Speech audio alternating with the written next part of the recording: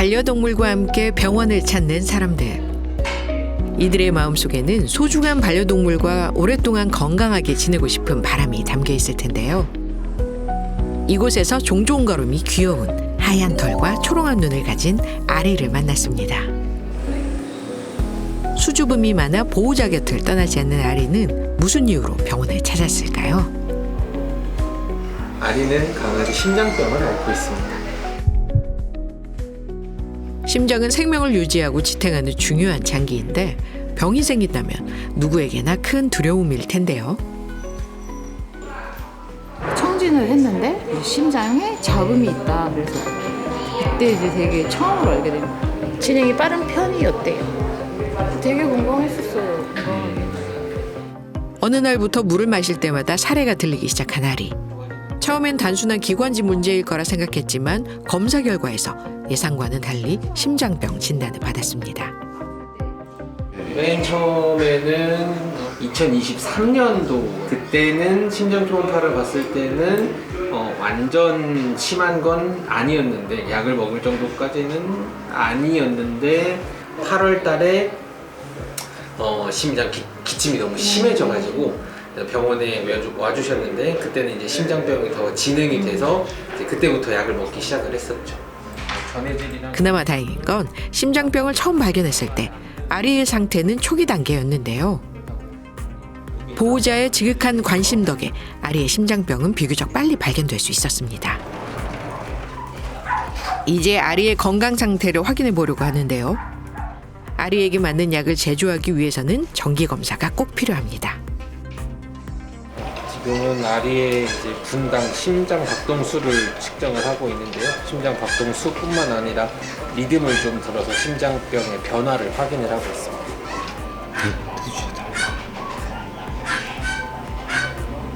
심장 박동 소리는 심장병이 있는 친구라 좋지는 않지만 기관지염이나 폐렴 같은 특이 소견은 보이지 않았습니다. 초기랑 비교했을 때는 지금은 심장이 진행이 좀 더 된 상태인데 진행이 되고 있는 속도를 최대한 늦춰주는 게 목표거든요. 그래서 심장이 정상으로 돌아간다거나 뭐 회복이 되는 경우는 사실은 없고 진행 속도를 늦추고 이제 일상생활을 불편하지 않게 해주는 게 목표라서 지금은 관리가 잘 되고 있는 편입니다. 세심하게 기록되는 아리의 검사 결과. 치료의 방향과 향후 관리에 중요한 자료가 될 겁니다. 이어진 검사는 엑스레이. 심장의 크기와 모양을 확인하고 폐의 상태까지 점검할 수 있어 꼭 필요한 검사입니다. 심장 질환이 계속 진행이 되면 폐에 물이 찬 폐수종이 생기는 경우도 있어서 엑스레이로 확인을 해야 되고, 그리고 엑스레이 상에서 심장 크기 자체도 어느 정도 평가를 할 수 있어서 한 번씩 촬영해서 검사하는 게 좋습니다. 심장 크기 자체는 이전하고 비슷해 보이고 특별하게 폐수종이 진행되거나 하진 않아 보입니다. 네. 아리의 상태를 정확히 알기 위한 중요한 검사가 계속됩니다. 혈액 검사를 진행을 하려고 하는데요. 이제 지금 심장 관련된 관리를 하는 친구들은 보통 이뇨제라고 하는 걸 먹기 때문에 신장 수치가 되게 중요해서 신장 관련된 혈액 검사를 좀 진행을 할 겁니다.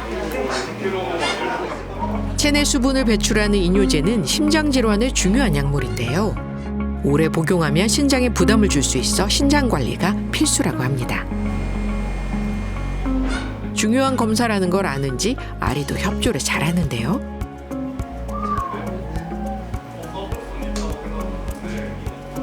BUN이라고 하는 신장 수치를 저희가 확인을 하고 있는데 오히려 지금은 신장 수치가 더 떨어지는 양상을 보여서 심장은 크게 힘들어하진 않는 것 같아요. 심장 관련된 약 용량을 조절할 필요 없이 그냥 똑같이 유지하면서 복용하고 지켜봐도 될 것 같아요. 아리의 초음파 검사가 이어집니다. 아리처럼 심장 판막에 질환이 있는 경우 초음파 검사를 통해 혈액 흐름이나 역류, 심장의 크기 변화를 정확히 확인할 수 있다고 합니다.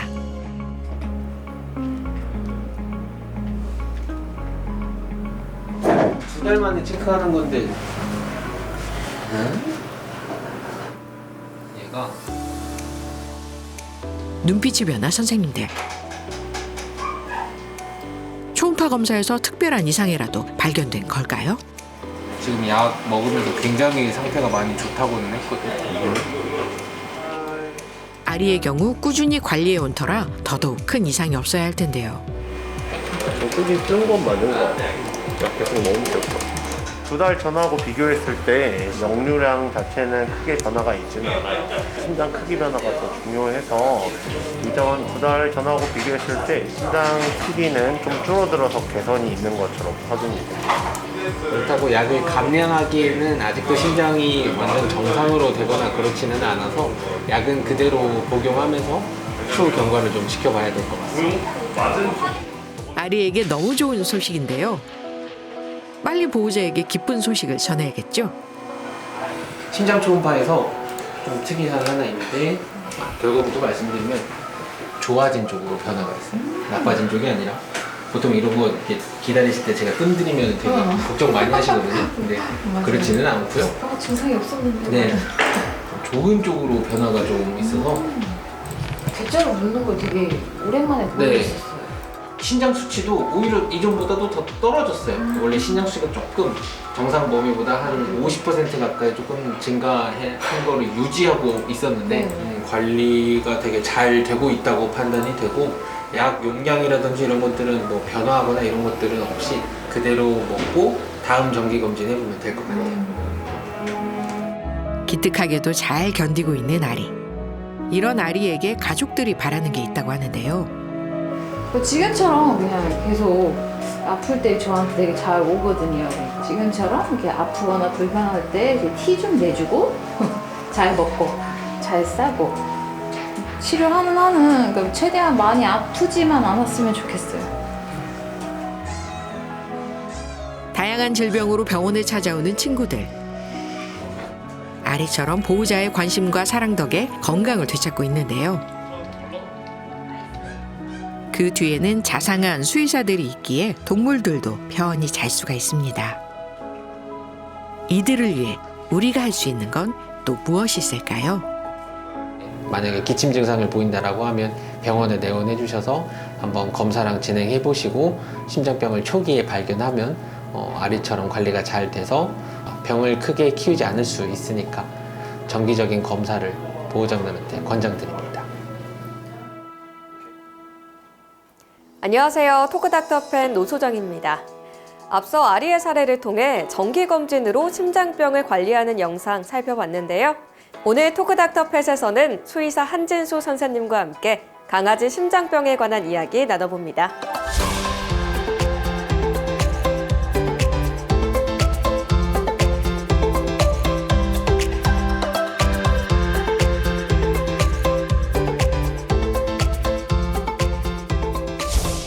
네, 선생님, 이렇게 심장병이요. 사람에게도 치명적이지만 동물에게도 매우 안 좋은 질환인 것 같습니다.